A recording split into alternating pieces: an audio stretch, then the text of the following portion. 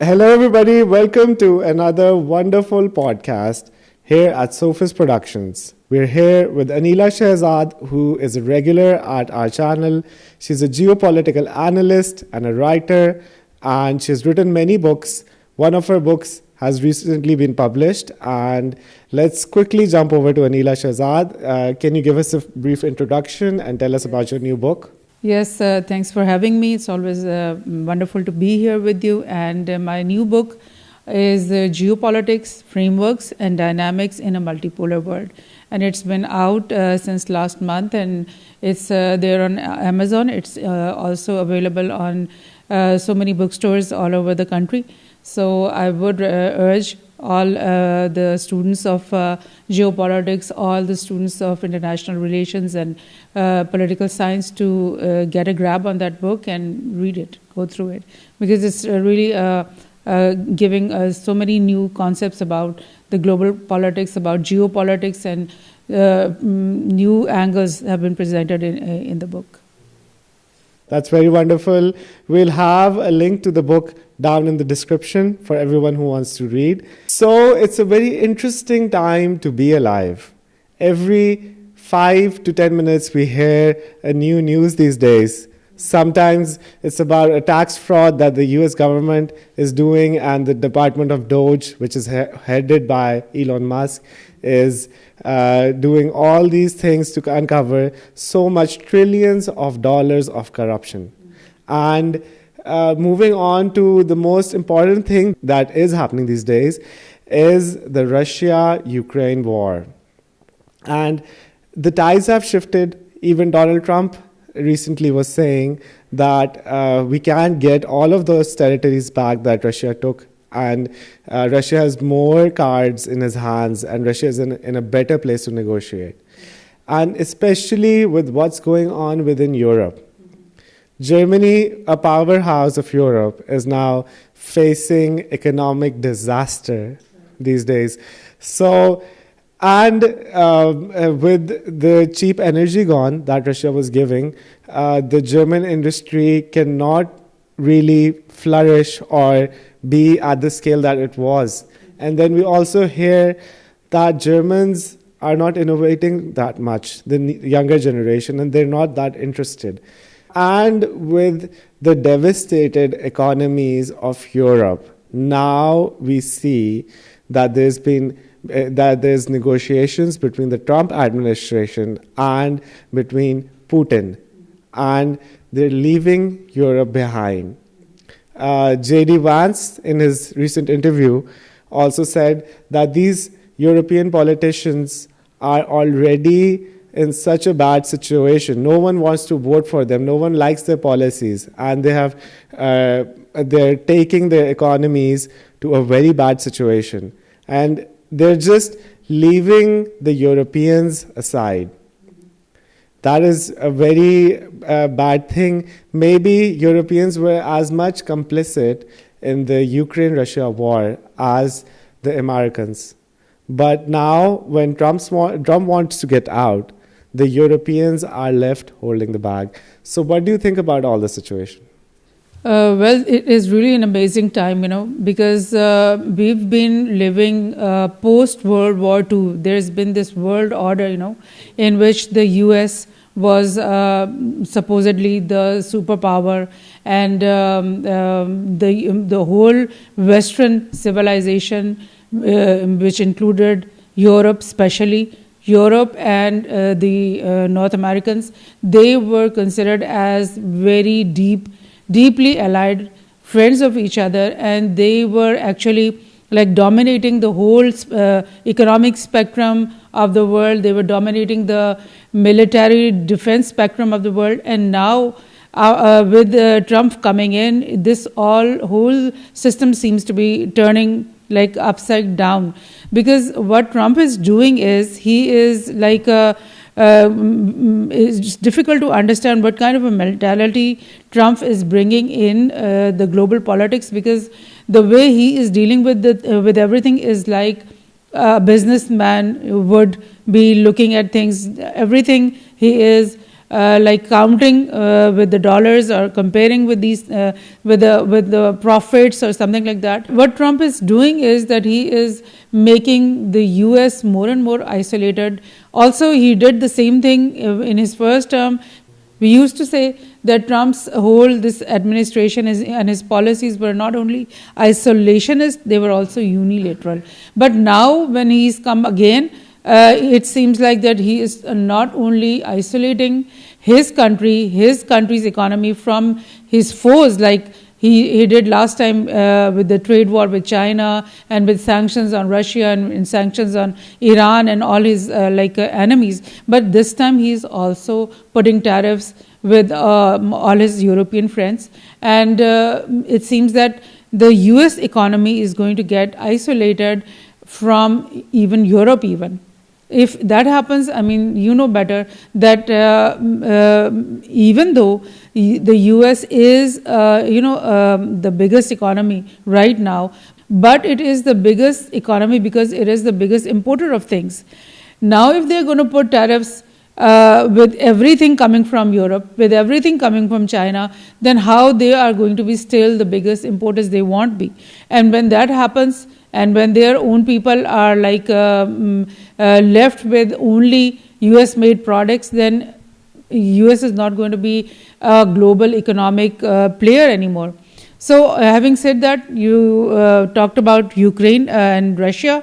Now again, not only has Trump isolated US from the European economy, he has also isolated itself from the European defense. More and more countries who were members of the NATO are thinking now that they should not be members of NATO anymore, especially Germany, which is the biggest power in supposedly the biggest economy of Europe and also a big military power. They are saying, and especially the far right parties who are going for election, they are saying that we don't need to be part of NATO anymore. So having said that, now when finally the Russia-Ukraine peace talks have started, what has happened over there is that none of the European countries, none of the EU countries, none of the NATO members have been invited for the talks. They are not going to sit on the table.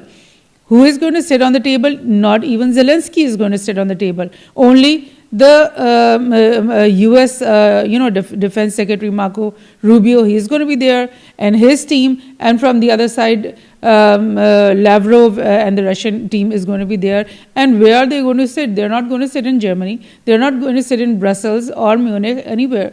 They are going to sit in Saudi Arabia, where the first meeting has already been held. So just think about this whole geopolitical scenario where things are just not going like normal anymore. We can feel this sense of isolationism that Trump is having Europe go through. And just imagine all the things that the European Union and the member countries have been doing for the last 2 or 3 years. They have been providing weapons, they have been providing routes for the weapon supply, they have been providing funds and whatnot, and all the political drama that they created just for the Ukraine war. And they were the people, the European Union, that was like saying that we are going to make Ukraine part of the EU, and it's going to become a new model of development and modernization and whatnot. And now today, when there is the peace deal is going on, the talks are going on, the Europeans are not even being invited to sit there. So what's happening? That's a very tough thing to say. And you were also talking about the defense industry and all these neocons in the US government. So these people really want war. The Biden administration was hell-bent on defeating the Russians, while mostly this could have been a front for the money laundering that they have been doing. Trillions of dollars is spent on Afghanistan, and we don't see anything constructive over there. now billions and billions, 300 billions or 350 billion that America gave to Ukraine. And most of the weapons and the things that we don't see practically all those things on ground, because recently we heard that those weapons were being sold to the Mexican cartel. US Army weapons that were supposed to be in Ukraine landed up in the hands of the Mexican cartel that was right beside USA. So they're traveling all the way back. And I've got this news from Reuters. Lockheed Martin cautious on 2025 profit view. Shares sink 8%. So now with the fall of the Biden administration and these neocons, well, I do think that Trump also is surrounded by some of those neocons, because they might be trying to start the Iranian war now. So there's actually a stock that you can buy which helps kill people, slaughter people, and you can make money over that. And that's the defense industry. So why is the defense industry foreseeing a future with less war, with no Ukraine-Russia conflict? And do you see that's going to stay that way? Well, one thing that comes into my mind is that all those tariffs and all those sanctions that and the China trade war that Trump had before that too, and Biden kept with those things. Biden did not pull back any of the sanctions or any of those tariffs and all those things. And because of all that trade war that started in the last Trump era, so many industries, just like you said, were closed in Europe. So many industries are also closing down in the US also. Even these industries, this defense industry, they also use components coming from China and other sources. And I think that has happened because, there's a news just today, I think, that the US is trying to get a contract with their own Boeing companies, and they want new aircrafts. And the Boeing people have said that we don't have the complete supply chain, and we are missing with some components. We will not be able to make those new planes. So this is what has happened, is that the US with its sanctions and with its tariffs has actually hurt the few industries that were working inside the US, including the car industry, including the IT industry, the software industry. They're all been hurt by these sanctions that Trump administration and the tariffs that they put. So that's another thing. But we're also going to talk about what's happening about Gaza.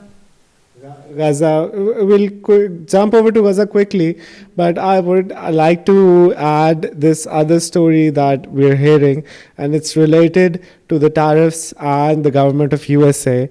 And Michael Cloud, he is at the Doge subcommittee hearing, and he says, largest money laundering scheme in history. That means that not only these defense contractors were making big money, but the Doge department is finding frauds in a lot of payments. Sometimes these payments are to known criminals, and sometimes these payments are given to organizations that are working against American interest. We know that US aid in some era was funding the Taliban. We know that because of US aid, there are many governments that have been toppled all around the world. And the point is that Elon Musk is doing a very great job. Might be, might not be, but some might agree, some might not. But Elon Musk is now uncovering trillions upon trillions of dollars of money that we don't know where it was spent. This is not just the US government, it's also the Federal Reserve Bank and the Pentagon. All of these places need to be audited. And this audit would be after such a long while. And the US government has really never been audited, nor has the Pentagon. We hear that the last time they told how much gold was in Fort Knox was in the 1970s, maybe. So, could you just give us some point of view on how corrupt is the US government? And when we compare this to a third world country, that is a very valid point, that if you told me about all this corruption things going on, I would think of it as like a third world nation, like India or Pakistan or Bangladesh. Things like this happen over there. But hearing this about United States of America, which is one of the most biggest, most powerful countries in the world, how is it supposedly happening over there? Yeah, that is really very intriguing, because this thing also shows us the failure of democracy. And we are always crying about the failure of democracy in our countries, and we are saying that our people are corrupt, our governments are corrupt. And look at what Elon Musk has unfolded in the US, that this biggest economy of the world has been so corrupt that they have been taking debts of trillions and trillions of dollars. Like it's $36 trillion of debt.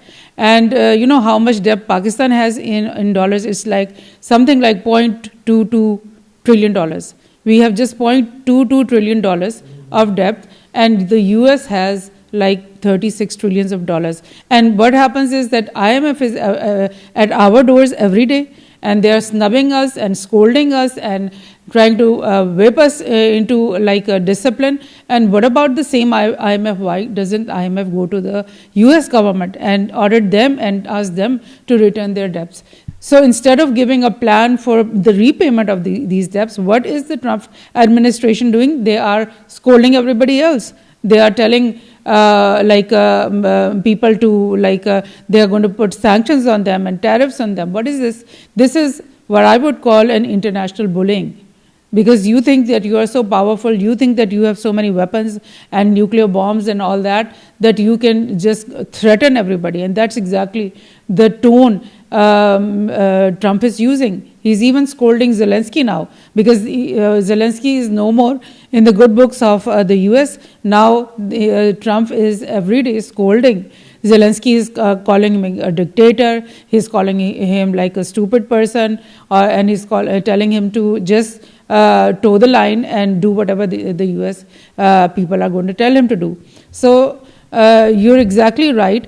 This does not only tell us about a very big amount of fraud that the US government is habitually doing for so many years.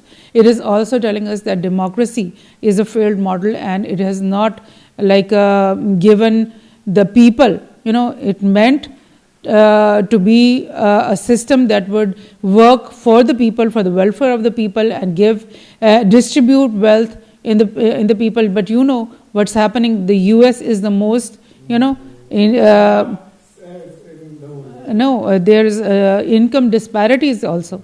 So Elon Musk alone is owning $500 billion. I mean, how could that happen in a democracy? Some estimates are going up to 500 billion also. So the question is, how can one person in a democracy where opportunities have to be equally distributed, one single person, Elon Musk, can have $400 billion, own so much money in a democracy? What does that tell us about the US democracy? What does that tell us about income disparity in this country? And democracy was a concept that meant a government, a system for the people. So where are the people? The people are not getting all that. Only individuals are. This capitalism, I've written about this so many times, that capitalism is anti of democracy. These two ideas are totally anti to each other. Where there is going to be capitalism, there is going to be zero democracy. And that's the example the US has given us. Is it the problem of capitalism, or is it the problem of America? is America really a capitalist state right now? When you have all these zombie companies that America has, and you're pouring in billions and billions of dollars every few years to revamp these companies, isn't that some sort of a socialist system?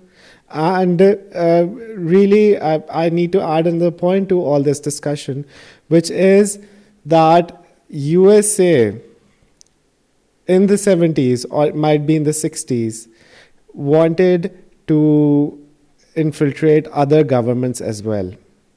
And if there was some news in the newspapers that America has spent $50 million on Thailand or Vietnam, and they tried to topple a government, obviously it would be bad for the press, and it would be bad as all of the world would already know of their plans. The CIA is, some people might say, it's larger than the US government itself. The CIA not only has assets all around the world and bases and intelligence all around the world, but CIA is larger than most governments combined. CIA was involved in the killing of Kennedy family. Trump recently said that he's going to disclose everyone who's behind.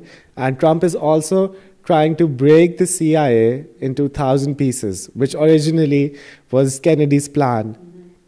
And recently I was watching this video, and it was explaining how these CIA people have planned to topple governments over in Africa. Say they don't like president, or he's making some policies that will help him build his country through Chinese manufacturers or firms.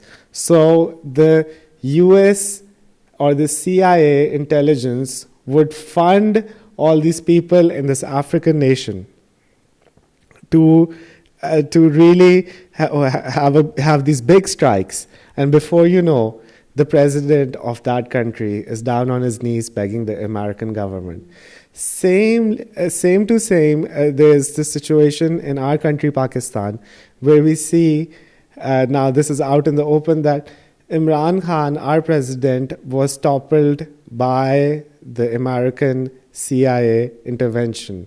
And it's a very old playbook. Comes from the 70s, that Imran Khan was with Putin at the day the war started. And then Imran Khan said that he won't give any of his military bases to America. So they had this no confidence vote, which recently also happened in Germany. Yeah. So one of my German friends was like, the same thing that happened in Pakistan is now happening in Germany. And I was really flabbergasted that something like that could also, this regime change operations could also happen all over the world, even in first world countries like Germany. So the amount of power that CIA has, some people also say that the cocaine wars and all these big drug cartels, even the supply of heroin all over the world, is managed by CIA, which gives them immense power because they're in bed with all these criminals. How do you think all these movies, even in all these movies, there was this guy who was working with CIA, and then he started selling cocaine for Pablo Escobar. And then CIA might have knew this guy and was going to convict him, but they said, hey, let's not convict this guy. Let's give him, first he was smuggling cocaine. Let's get money of that cocaine as well. And then let's send weapons back to Colombia and wherever they wanted to topple that government. So the planes were coming in with cocaine and they were leaving with guns. So both of the places, America gets destroyed and Colombia gets destroyed. In those 20 years when the US and NATO were in Afghanistan, in those 20 years, Afghanistan was the biggest exporter and producer of this heroin and all these drugs, And the day the US left Afghanistan, there is no heroin or opium coming out of Afghanistan anymore. So who was doing that? NATO was extracting all that heroin and cocaine or whatever those stuff is from those farmers, and they were selling it all over the world. And again, because you've mentioned this CIA thing, that Zelensky, there was a clip gone viral about Victoria Nuland, that she said that Zelensky is our man. She was talking to some other U.S. big shots, and she was saying that Zelensky is our man, and we have put him there on power. And there was, before Zelensky came, there was this Euromaidan and this Orange Revolution, two major revolutions that were orchestrated inside Ukraine. And at that time, Russia openly said that these are color revolutions. They are not like indigenous.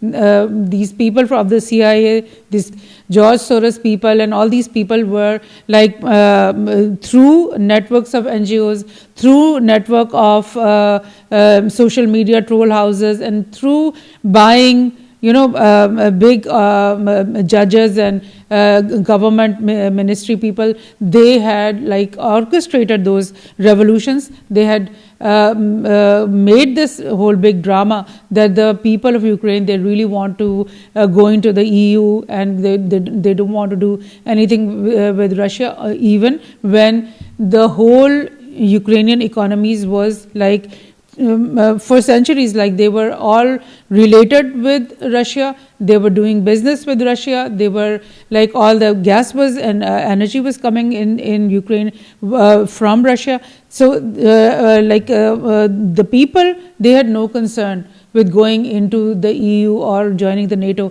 It was the orchestration of these revolution. And of course, who was behind that? The CIA and all these people and all these organizations, they were behind them, and they made this thing happen. That pro-Russian leader was like kicked out of. He had to run out and flee the country. And when he was made to do that, Zelensky was chosen. Who was Zelensky? He was not a politician. He was just a comedian.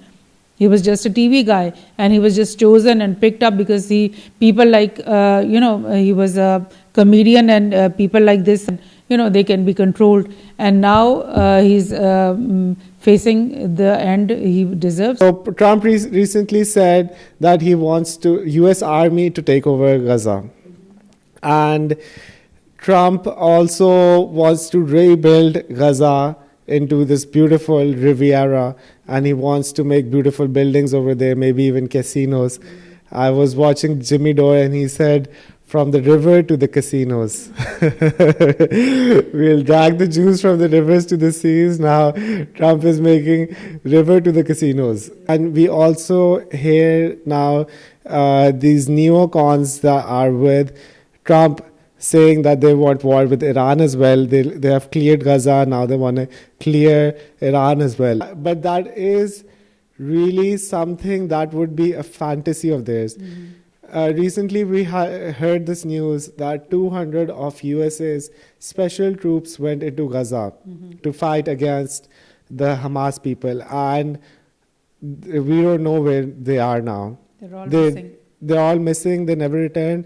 And Hamas has been preparing for a situation like this for past 70 years, and they're fully prepared for it. And they actually, like Osama bin Laden, they want the Israeli army to attack. They want the US army to attack so they can defeat them. That was also the plan of Osama bin Laden. He wanted American army to invade Afghanistan because he knew he could never go into America halfway across the world and invade them. The USA, according to Scott Ritter, this famous guy, analyst who's been going all around social media, he's saying that Netanyahu has lost this tremendous defeat. And they know that they have lost, and the IDF has been demolished, defeated, although there's like 200,000 people dead on the Gazan side.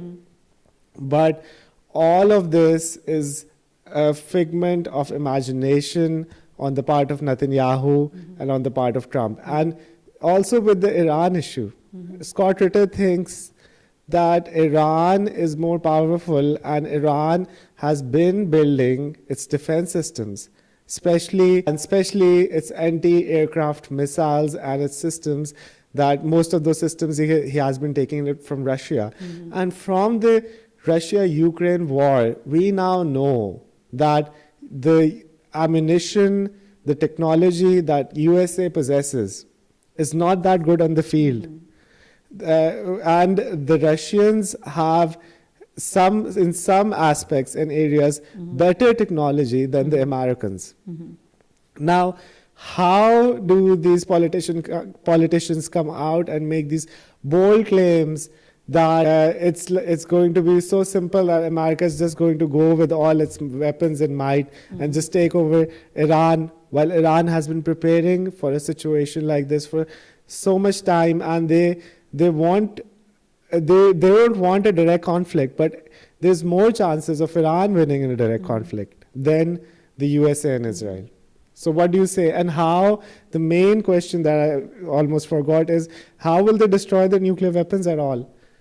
That's a very good question, because, from this Israel-Gaza war, we've also seen how Iran just attacked Israel twice. And in each of these two attacks, within 24 hours, it dropped 300 plus missiles and drones and whatever into Israel. And they were like they could not give any answer to that attack. The reaction that came from Israel was just a few, 2 or 3 strikes inside Iran, and that also did not do a lot of damage.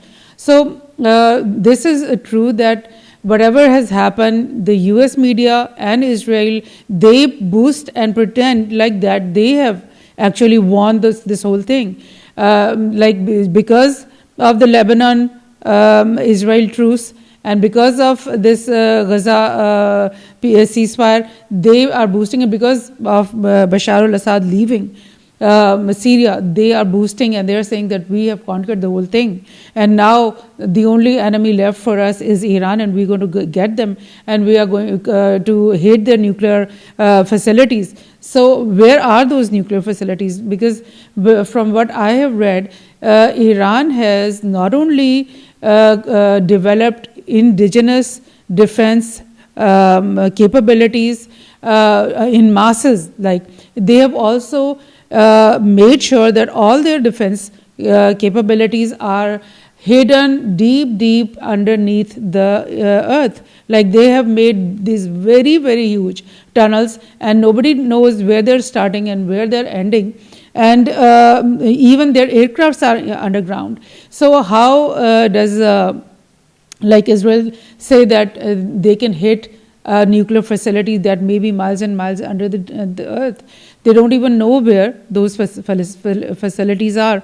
But what we are seeing here is in Gaza, what is happening, the thing that intrigues me a lot is that the whole Arab world has been standing diplomatically or posing to stand with the Gazan people, with the Palestinian cause.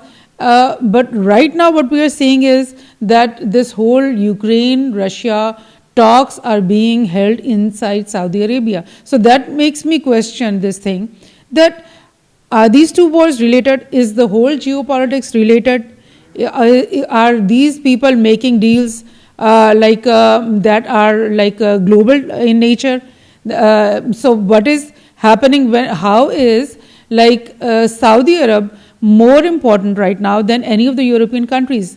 Why is the peace talk not being held in Germany or France or Britain? Why is it being held in Saudi Arabia? And if that is happening, why would Saudi Arabia not say that before this Russia-Ukraine deal, we want a deal for Gaza.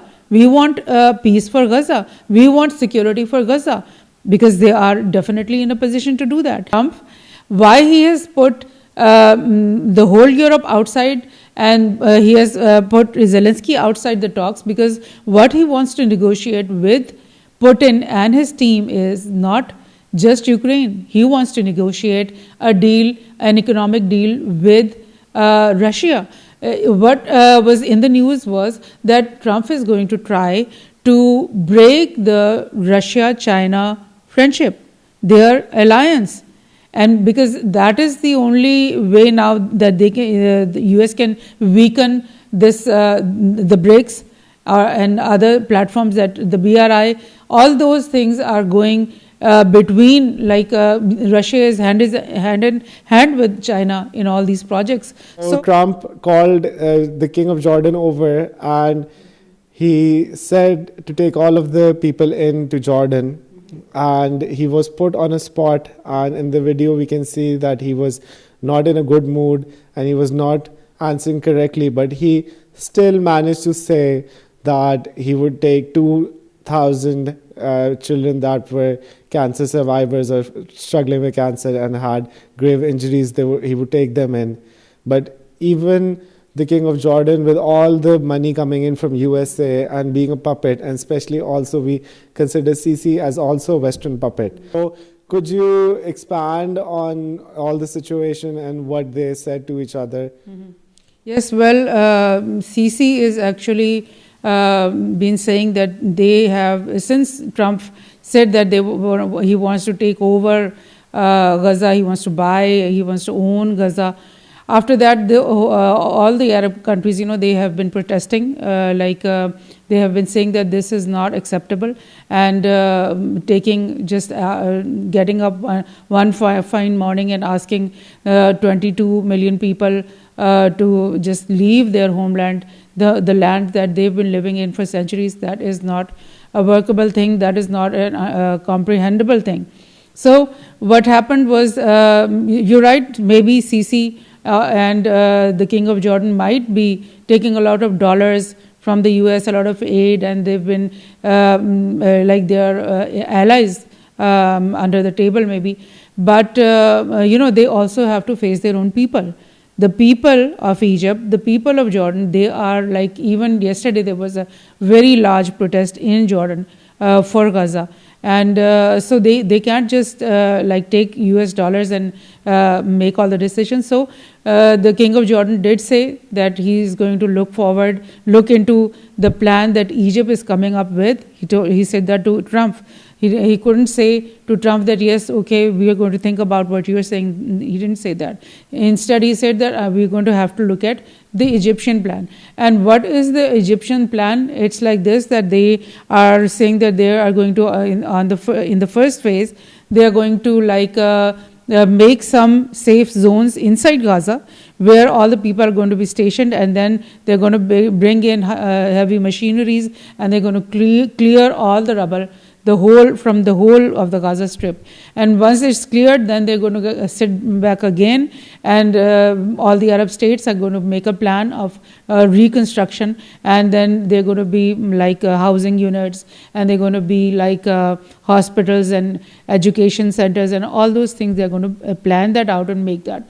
So, and after that, once the Gazans have been settled again, then they are going to sit with Israel to make this two-state solution and some permanent solution for Gaza and West Bank and the Palestinian thing.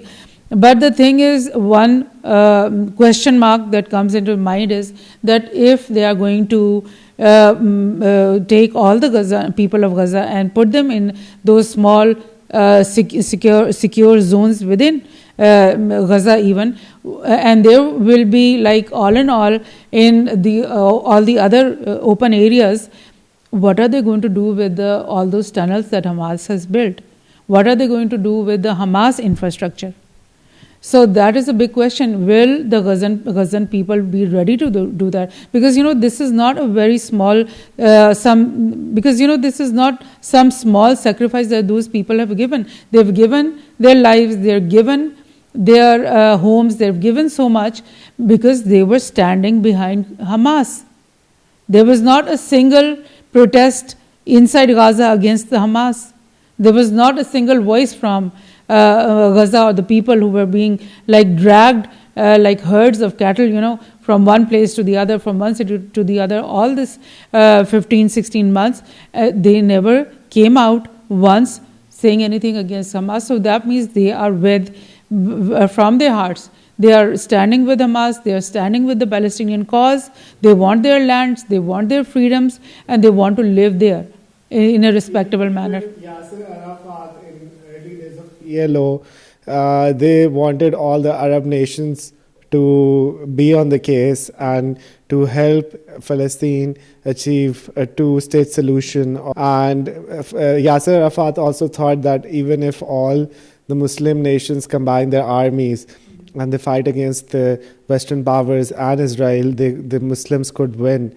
But we saw in the 1970s that was not the case. And all this pan-African and pan-Arab ideology was left in ruins. And Yasser Arafat, from that day onwards, knew that the only people who could get freedom was his own people. And he said that no one outside was going to help the Palestinian cause. The Palestinians have to rise up themselves somehow, and they have to fight the Israeli army. Now, still considering that, I would say that if the Palestinian people asked for money to rebuild Gaza, they would get billions and billions of dollars from all the Muslim nations. Because even though the heads of the states might not be on the same page, but Muslims do really feel the Palestinian cause and the horrendous treatment that the people of Gaza have been facing in the war, and how many of them have died. Some say an estimate of $100 billion would be not a big figure if the people of Gaza were really hell-bent on building the Gazan state again. So all these Muslim nations could very easily give them $100 billion to rebuild all their infrastructure. And would you like to expand on this as well? Mm-hmm. Yes, you're right. There is a huge amount of funds available with these Arab countries, with the Muslim countries in today's time. Like the Gulf states are like filthy rich at this moment. Saudi Arabia has a lot of money. Egypt and all of these countries, they are rich Muslim states all around the world. And if you compare the defense mechanism that we used to have in those days when there were Arab-Israel wars, and Arabs used to lose those wars, those times have also changed today, because Turkey has one of the top 10 armies of the world. Pakistan has one of the top 10 armies of the world, and the Gulf states and the Saudi Arabia, they're making defense deals every other day, and they're buying modern aircrafts and missile systems and whatnot. If they want, they could just wipe out Israel in one day today. So it's not just Iran who could do this, it's the Saudis, they could do that alone. There is no will to actually see the end of the Israel-Palestine crisis. There is a theory of buck passing in realism, which means that whenever there is a situation of crisis, each state would want to pass the bucket to the other state and think that the other state or the third state or the fourth state, they can deal with the issue, and we can just continue with the status quo without making any big changes. And that's exactly what the Arabs are doing. They are passing the buck from one state to the other, and actually not being able to resolve anything in reality. Because all these leaders are also in line with the Western people. When you are getting billions and billions of dollars, and you're living such a luxury life, and you have got palaces that are unimaginable and wealth that is unimaginable, why would you bite the hand that feeds you? So we don't expect much from the leaders of these Arab countries, but we do expect that the people that live in these areas are highly supportive of the Palestinian cause. And that's that might be the only reason why Gaza is still on the map today, and why we still have Masjid al-Aqsa, while the other side wants to destroy everything, wants to make a temple there, and only wants Jews over there. So that was a very interesting topic, and one of the last few things that I would like to mention is the news on gold that is happening these days. No one talks about gold in the investment world, but recently, I guess in the past month, gold has been all over the news, and suddenly gold is back, and gold is being considered as a tier 1 asset, and it's being considered as one of the best investments. So I have a few pieces of news that I want to share with our audience. There's this news: Chinese banks run out of gold as soaring prices spark buying frenzy. And then we have news from Discovery Alert: US gold revaluation, a potential solution to national debt crisis. And then I have also another news: Elon Musk encourages to crack open Fort Knox and audit the 425 billion gold reserves inside, and Rand Paul wants to help. The revaluation of gold, that's going to be really interesting, and how the US is thinking that they are going to get rid of their debt, trillions of dollars of debt, by just reevaluating gold. I don't think that's a workable thing. What would you say about that? American President Donald Trump has recently said that he wants to monetize some of the assets that are on the USA's balance sheet. And one of these assets, major assets, is gold that was stored in Fort Knox. In the 1931, American government seized all the gold. While the government was confiscating, people were actually willingly giving their gold to the US government. The people were very nationalistic, and they believed in the American dream, and they believed that America was in a situation that if they helped the American nation, they would end up in a better place. But the point is that as soon as the gold was confiscated from the ordinary people, gold went from $26 to somewhere $400 in a matter of a few years. And then in the 1970s, we see that America went off the gold standard and was now on the petrodollar standard, which helped the American system, the dollar system, get a new life cycle, and it's been 50 years that cycle is now continuing. But we know that there hasn't been any audit of Fort Knox. In 1971, we know that all that gold that was backing the US dollar was stored in Fort Knox. What we see is that there is billions and billions of dollars of gold that is flowing from the London banks, the LBMA and the COMEX, and they're going towards the American banks. So this might be a very big conspiracy that has been going on for I don't know how many years. Even in the 90s, when I was a little kid, I saw this documentary in which they said that actually the gold that they say that they have in Fort Knox, they don't have it. And the most plausible place that the gold was at London. Daily, there's billions and billions of dollars of gold that has been flowing back to America.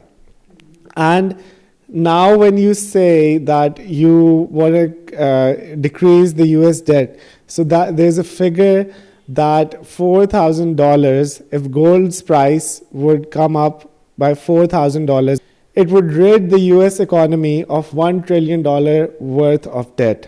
So if you do the math, in order to say that USA wants to get rid of $36 trillion of debt, gold should be revalued at $40,000 per ounce, which is a ridiculous number. But there's this YouTuber that I would like to mention, and I do follow a few of them, but one of the best ones is Lynette Zhang, who has been saying these things for a past couple of years, and she's talking about sound money and how you can build a community that would help you overcome the next financial crisis that is up upon us. Some people say that a dot-com style crash could happen in 2025. Some people say that we're okay for the next 2-3 years, and after 3 years there could be a major financial collapse. So Lynette Zhang says that gold is a thing that doesn't have any counterparty risk, which is very important, because all the notes, the dollar bills that you have is just a piece of paper.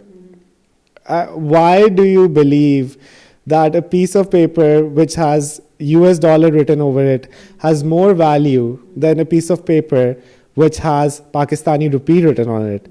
Why do you think that a piece of paper which is the same piece of paper and has written $1 on it and the other has $100 on it, what's the difference? Is there more ink that is used on the $100 note? Whenever you're holding a dollar, it is a liability on the US government, and you're taking a counterparty risk that the American government will pay or does have the assets to back this thing. Gold has been safe investment, safe currency for past 6,000 years. The Romans used to have a currency which ended. The Greeks had a currency which ended. The Egyptians had a currency which ended. The British people had a pound, and we know the British people used to run all the world, but now everything's backed by gold. So the British pound also, in a way, ended after the World War II. Now, this is very important to understand for our viewers, that you need to know what sound money is.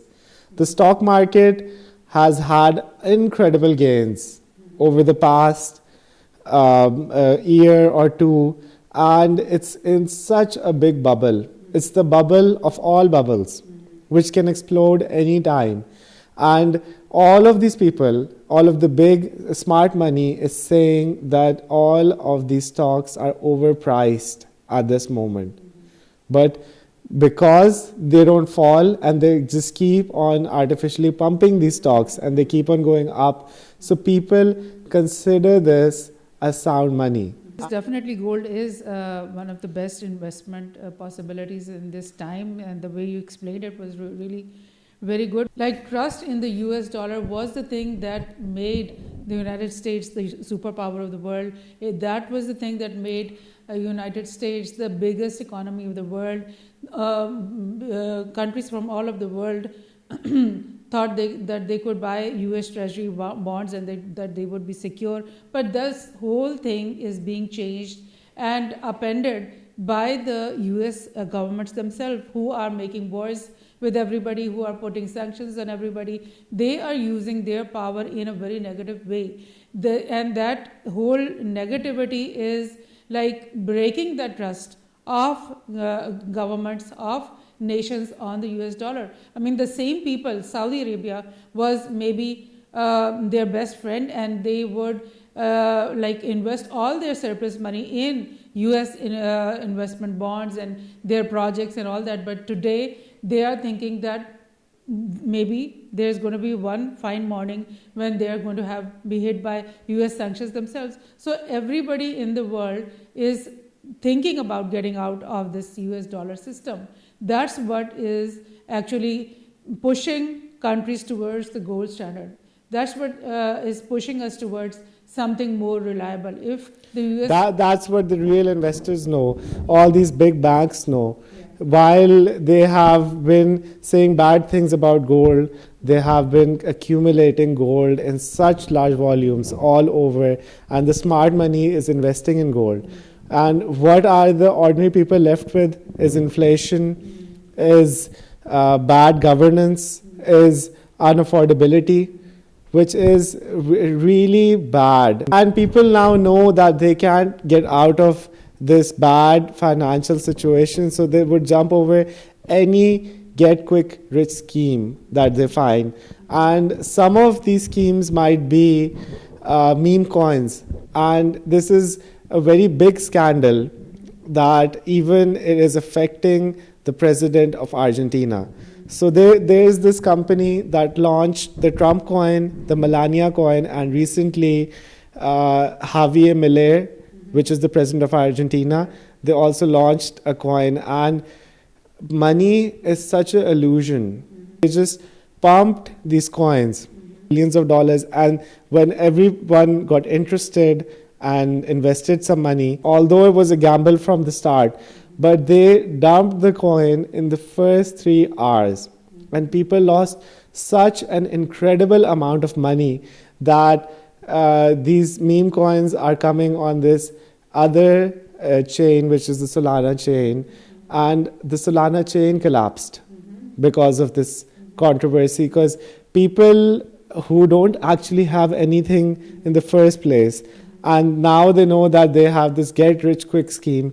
Wherever they got like $50,000, $60,000, $100,000, that they have all they have is their life assets, and they just put this in this coin, and then they lose.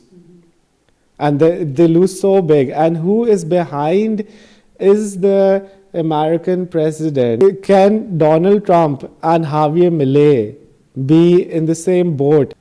Do they also know that they can rug pull all of these innocent investors out of their money? Right. And would you consider the president of America to be responsible for such a heinous crime? And especially, people are now saying that the Argentinian president should resign because this guy was endorsing the coin while the coin was getting dumped. And then after the coin got dumped, and he made like $107 million in a couple of seconds, he deleted his tweet and then went on saying made another tweet on how to invest in these meme coins. These people themselves are complicit in these crimes. They are leaders of their nations, actually. And would give a very bad reputation, not just to cryptocurrency, but the leaders themselves. Why would Javier Milei want money or Donald Trump want money when they have all these billions of dollars of assets themselves? Yeah. And they are themselves, they know something, that this might be the end of meme coins, or crypto might be falling in the future. Tragic and like heartbreaking how these very, very rich people who are leaders of their countries, leaders of their nations, and they've already got so much money, and why like this shrewd businessman type of mentality going through these big heads? Why? I mean, and who is going to take them accountable? Who is going to put them in the court? Because, Trump got bailed out from his previous cases. So this is really a tragedy, and this is a bad name, a bad spot on democracy itself. Like, people vote for these people, and they trust them, and they believe in them, in their promises. And what are they are doing when they come into power? They're playing games with the money of ordinary people.